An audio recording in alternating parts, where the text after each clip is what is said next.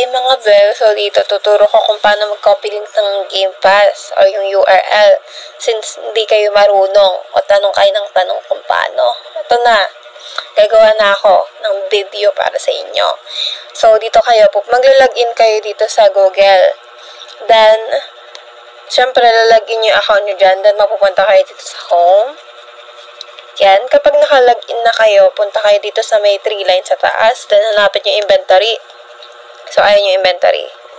Then, sa inventory, may makikita kayo na category.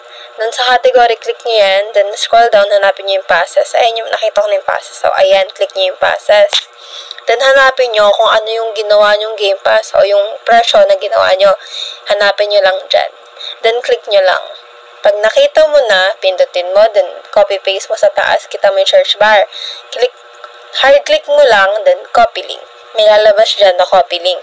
Then, okay na. Tapos ka na. Good? Okay na yan.